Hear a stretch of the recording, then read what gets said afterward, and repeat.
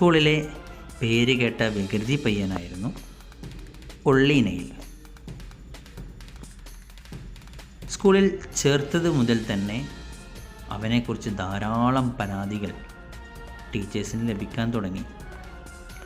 കൂട്ടുകാരെ ഇടിക്കൽ, കാൽ വെച്ച് വീഴ്ത്തൽ, കല്ലെറിയൽ, അല്ലറ ചില്ലറ മോഷണം തുടങ്ങി ഒരുപാട് പരാതികൾ ഇവനെക്കുറിച്ച് സദാ ടീച്ചർമാർക്ക് ലഭിക്കാൻ തുടങ്ങി.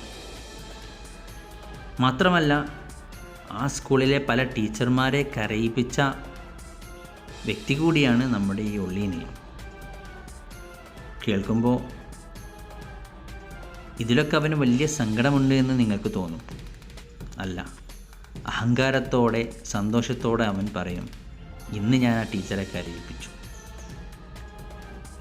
കരയിപ്പിക്കുന്നതിലും വികൃതി കാട്ടുന്നതിലുമൊക്കെ കൂട്ടുകാരെ എറിഞ്ഞു വീഴ്ത്തുന്നതിലുമൊക്കെ വലിയ സന്തോഷം കണ്ടെത്തുന്ന ആളായിരുന്നു ഒള്ളി. അതുകൊണ്ട് തന്നെ ടീച്ചർമാരെ സംബന്ധിച്ചിടത്തോളം വല്ലാത്ത തലവേദനയായിരുന്നു. എന്നും രക്ഷിതാക്കൾക്കും അധ്യാപകർക്കും കൂട്ടുകാർക്കും ഒക്കെ പരാതി. ഇവനെക്കുറിച്ചുള്ള പരാതി വല്ലാതെ കൂടി വന്നു. ടീച്ചേഴ്സിന് വല്ലാത്ത തലവേദനയായി.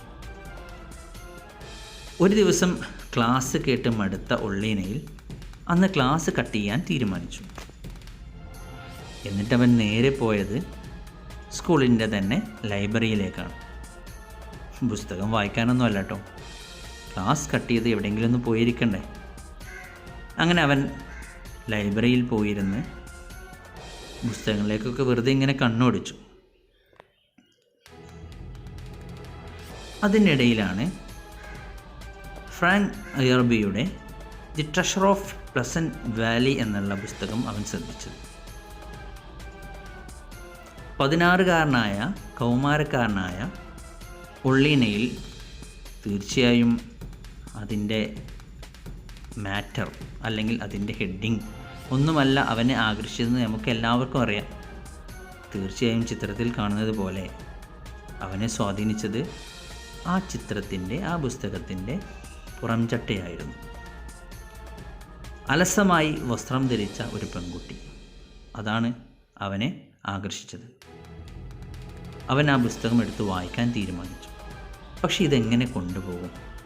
തീർച്ചയായും ഈ പുസ്തകം കണ്ടു കഴിഞ്ഞാൽ തൻ്റെ കൂട്ടുകാരൊക്കെ തന്നെ കളിയാക്കും. അവൻ പതുക്കെ ആ പുസ്തകം തൻ്റെ ഷർട്ടിനുള്ളിൽ ഒളിപ്പിച്ചു വെച്ച് കൊണ്ടുപോയി. ആ പുസ്തകം വായിച്ചതിന് ശേഷം അവൻ വീണ്ടും അത്തരത്തിലുള്ള ഓരോ പുസ്തകങ്ങൾ അന്വേഷിച്ച് ലൈബ്രറിയിലേക്ക് വന്നുകൊണ്ടേയിരുന്നു. അങ്ങനെ പുസ്തകങ്ങളൊക്കെ നല്ല നല്ല പുസ്തകങ്ങളൊക്കെ അവൻ വായിക്കാൻ തുടങ്ങി. ഒരുപാട് പുസ്തകങ്ങൾ വായിച്ചവൻ അങ്ങനെ വളർന്നു തുടങ്ങി. അങ്ങനെ അവൻ വളർന്ന് പന്തലിച്ച് വലിയ ഒരു മനുഷ്യനായി മാറി. കറുത്ത വർഗക്കാരിൽ നിന്ന് ഉയർന്നു വന്ന ഒരു ഫിനിക്സ് പക്ഷിയെപ്പോലെ നമ്മുടെ ഒള്ളി വളർന്ന് പന്തലിച്ചു. ജീവിത വഴിയിൽ അവൻ കുതിച്ചുയർന്നു. അങ്ങനെ അദ്ദേഹം അറിയപ്പെട്ട ഒരു അഡ്വക്കേറ്റായി മാറി. സ്കൂളിൽ നിന്ന് പുറത്തു പോയതിന് ശേഷം ജോലിയിലും മറ്റും ഹൈ ആയി എത്തിയ പ്രൊഫഷണലി ആയ ആളുകളെ ആദരിക്കാൻ സ്കൂൾ കമ്മിറ്റി തീരുമാനിച്ചു. ആ സ്കൂളിൽ നിന്ന് പുറത്തിറങ്ങിയ ഒരുപാട് ഡോക്ടേഴ്സ്, എൻജിനീയേഴ്സ്, ടീച്ചേഴ്സ്, അഡ്വക്കേറ്റ് തുടങ്ങി ഒരുപാട് ആളുകൾ ഈ നമ്മുടെ വികൃതി പയ്യനായിരുന്ന ഒള്ളി ഈ ആദരിക്കുന്ന കൂട്ടത്തിലുണ്ടായിരുന്നു. മാത്രമല്ല, അന്നത്തെ കാലത്ത് അവരെ പഠിപ്പിച്ച പ്രധാന ടീച്ചേഴ്സും ഈ പരിപാടിക്ക് സന്നിധരായിരുന്നു. ഒള്ളി പഠിപ്പിച്ച യാഡിയുടെ സംസാരമായിരുന്നു അടുത്തത്. രാഡി സംസാരിച്ചു തുടങ്ങി. അവർ പറഞ്ഞു, എനിക്കൊരു വികൃതി പയ്യനുണ്ടായിരുന്നു. അവൻ ഒരു ദിവസം ക്ലാസ് കട്ട് ചെയ്ത് നേരെ വന്നത് നമ്മുടെ സ്കൂളിൻ്റെ ലൈബ്രറിയിലേക്കായിരുന്നു. സ്കൂളിൻ്റെ ലൈബ്രറിയിൽ അവൻ പുസ്തകങ്ങളൊക്കെ ഇങ്ങനെ പരതി നോക്കി. അപ്പോഴാണ് ഫ്രാങ്ക് യർബിയുടെ ദി പ്ലസൻറ്റ് വാലി എന്ന് പറഞ്ഞിട്ടുള്ള പുസ്തകം അവൻ കണ്ടത്. അവൻ ആരും അറിയാതെ അതെടുത്തുകൊണ്ട് പോകുന്നത് ഞാൻ അറിഞ്ഞു. പുസ്തകത്തിൻ്റെ അക്ഷരങ്ങൾക്കിടയിൽ അവന് ഹരം പിടിച്ചതും അവൻ വീണ്ടും ആ പുസ്തകങ്ങൾ അന്വേഷിച്ച് വന്നുകൊണ്ടേയിരുന്നു.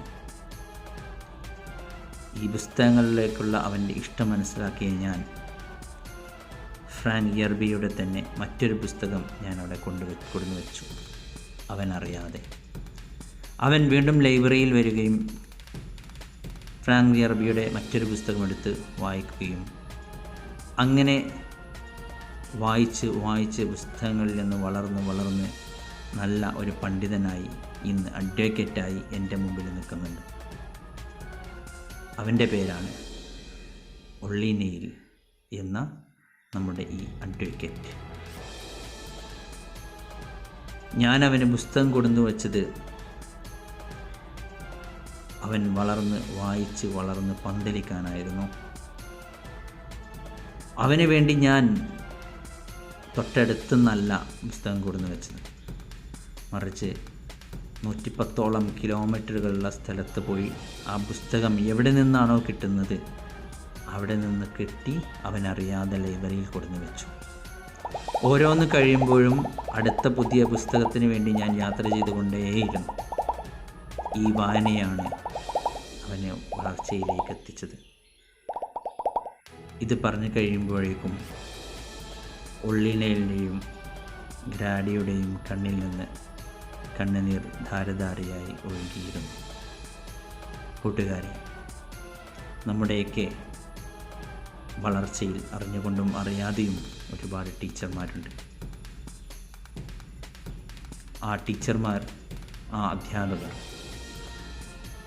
അവരെ മറന്നുകൊണ്ട് നമുക്കൊരു വിജയമില്ല. അവരാണ് നമുക്ക് അക്ഷരത്തിൻ്റെ ആദ്യപാഠങ്ങൾ പകർന്നു തന്നത്. ഈ ദിവസം സെപ്റ്റംബർ 5 എന്ന ഈ ദിവസം മാത്രമല്ല, ജീവിതകാലം മൊത്തം നമുക്ക് നമ്മുടെ ടീച്ചർമാരോട് കടപ്പെട്ടിരിക്കും. അവർക്ക് വേണ്ടി പ്രാർത്ഥിക്കാം.